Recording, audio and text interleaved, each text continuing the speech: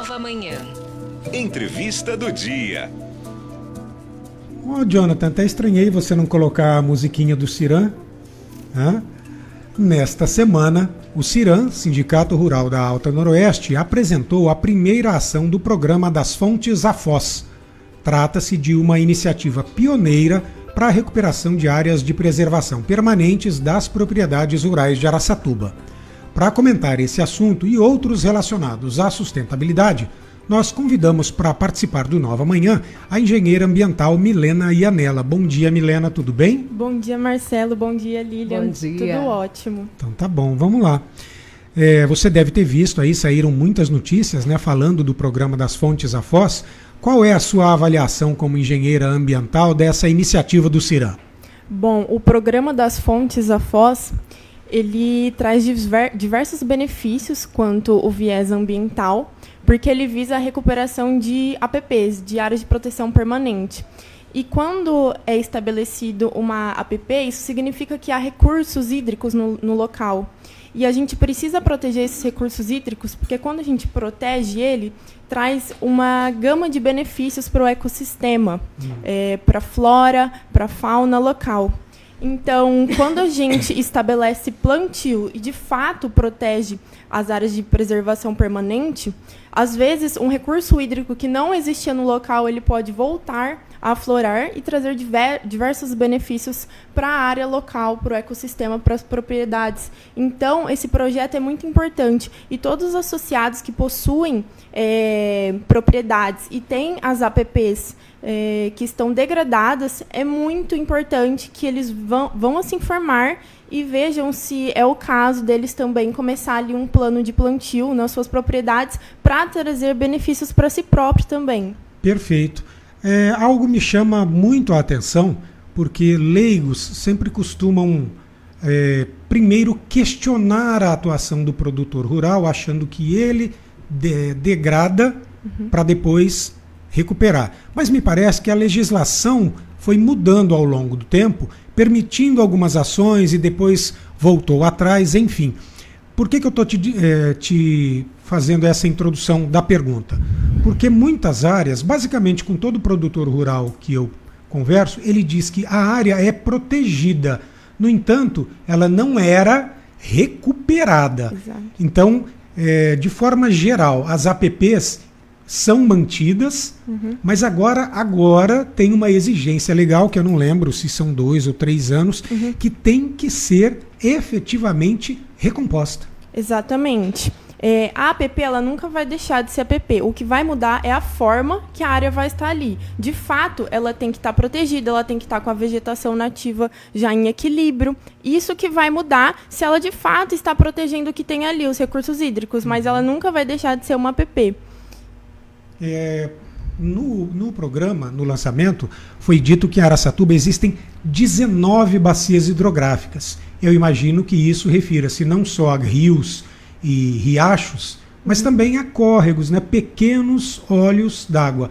Basicamente, toda a propriedade rural ela vai fazer parte de uma bacia hidrográfica ou outra. Praticamente toda propriedade que tem ali córrego, rio, olhos d'água, nascentes, ela vai ter uma APP que exige a proteção dessa área. Estou vendo aqui, a restauração é uma exigência imposta por uma lei de 2012. Aí teve uma ação direta de inconstitucionalidade julgada em 2018, mantendo a obrigatoriedade de APPs serem recuperadas. É o que a gente disse agora há pouco. Então, tem que ser preservado. E aí você falou algo interessante e importante, com árvores nativas do bioma. Do bioma Mata Atlântica, que é o nosso aqui.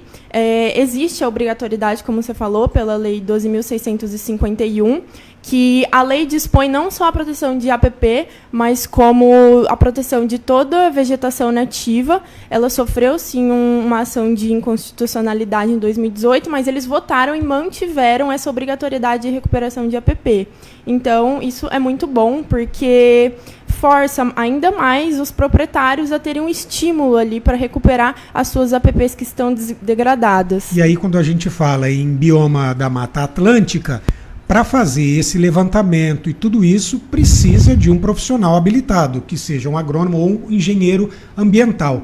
Eu, salvo engano, percebi que no das Fontes à Foz eles falam em mais de 100 espécies nativas diferentes. Ou seja, não adianta chegar aqui e plantar qualquer coisa, nem árvore do cerrado, por exemplo. Isso é muito importante, Marcelo e Lilian. Quando a gente fala ali de um plano de recuperação de áreas degradadas, o que a gente tem que ver, primeiramente, identificar o bioma e depois ver quais são as espécies que vão se encaixar aí. Porque às vezes existem lista. Essa lista aqui é para o bioma Mata Atlântica. Mas às vezes, no local em si, tem que ter uma pesquisa de relevo, uma pesquisa geológica para ver se aquelas espécies de fato vão se adaptar naquele local. E depois, tem toda a questão ali de matocompetição, das pragas em geral. Então tem que haver um monitoramento pós-plantio e há muitas perdas também. Então a gente tem que acompanhar isso, porque não são todas que sobrevivem quando você faz um plantio. Então tem depois a composição, o plus que a gente fala, que sempre tem uma média de perda de mudas de 20%. Então isso tem que ser acompanhado. É isso que eu ia te perguntar, se vocês voltam depois desse plantio, né, e vão acompanhando aquele local, e se você pode citar algumas das espécies que são mais plantadas aqui na nossa região. Olha, a gente acaba plantando bastante Androanthus, que é o IP. A gente vê muito... Androanthus? É o nome científico. Ah, então tá. IP. É o IP. Qual que é IP? Porque a gente acha que IP só tem 3 e tem um punhado, né? Olha, tem diversos. Tem o roxo, tem o rosa, tem o amarelo, tem o branco. E depois tem variações também. Tem um que é menos... Tem algumas variações. Mais roxo, menos roxo. E bastante gerivá também, que é o coqueiro. Inclusive, eu indico muito o Ciagros romanzofiana, é o nosso gerivá, é o coqueiro, e ele é ótimo porque ele tem uma frutinha e diversas aves vão se alimentar dessa frutinha. Então, ele compõe o ecossistema e torna toda aquela fauna e flora em equilíbrio. Lá em frente de casa, lá na Avenida Prestes Maia, tem um monte de IP branco. Então, quando é época, fica maravilhoso. Lindo, né? Todo IP é maravilhoso. Aquele corredor da Pompeu ali, quando tem também né? rosa. Coisa linda. Eu Salvo amo engano, em Andradina existe um condomínio que o nome dele tem alguma coisa dos IP, alguma coisa IPs. E todas as ruas têm IPs. Você imagina o que não é isso? Lindo. É maravilhoso. Ô Milena, e nesta então de tudo precisar de um acompanhamento, de critério, de monitoramento e manutenção, então só lembrando, tem que acompanhar. Existe um prazo durante um certo período ou uma certa formação, a área está recomposta? Qual é esse prazo? Olha, depende muito do tipo de plantio. Depende, se a gente quer fazer um bosque, por exemplo, alguma coisa mais aberta, deve ser realizado um monitoramento ali um pouco maior, porque a gente tem que ficar de olho se a gente não vai ter perda daquelas espécies. Mas a gente indica um monitoramento de 2 a 5 anos, dependendo da área. Quando a gente já vai fazer um plano de recuperação para uma área mais densa, para de fato virar floresta, depois ali do 5º ano, ela começa a se movimentar sozinha. Tem uma tecnologia enorme dentro das florestas. Então, a fauna, com a interação com a flora, eles se movimentam sozinhos e não precisa mais do auxílio do humano depois de um certo tempo. Porém, antes disso, é onde eu queria chegar, precisa que seja um agrônomo ou um engenheiro ambiental. Ou um florestal. Ou florestal. Exatamente. O florestal, ele de fato vai saber mais sobre a questão madeireira, vamos dizer assim, as espécies que devem ser identificadas e colocadas no local. O engenheiro ambiental, ele faz ali o plano de recuperação de áreas degradadas, acompanha o plantio, existem diversas técnicas nucleadoras diversas técnicas para a gente conseguir implantar aquele plantio que ele fique de uma forma ágil no local. E como hoje quase tudo refere-se a sustentabilidade está em quase tudo, a sua área de atuação está bombando. Sim, olha, Marcelo e Lilian, desde o começo da minha carreira, é uma coisa que eu já sabia, é uma projeção enorme. A gente tem o Brasil principalmente tem diversas metas a serem cumpridas. O Brasil é o país com mais leis ambientais e isso faz com que haja mais uma rigidez do agro, das corporações. Então, a gente é bastante buscado, principalmente pelas grandes corporações, que eles têm exigências a serem cumpridas. Então, é uma coisa assim, o mercado está muito amplo para nós, engenheiros ambientais, agrônomos, florestais, e é uma coisa muito boa para nós, né? Com certeza. Aproveitando, então, para a gente fechar a entrevista, não sei se você viu, nos últimos dias, a ONU, o painel intergovernamental de mudanças climáticas da ONU, concluiu que os próximos 3 anos vão ser cruciais aí para manter ou não o aquecimento do planeta na meta firmada pelos países do Acordo de Paris. Como você, como engenheiro ambiental, avalia isso? É um cenário desesperador? O que precisa ser feito efetivamente para alterar essa situação?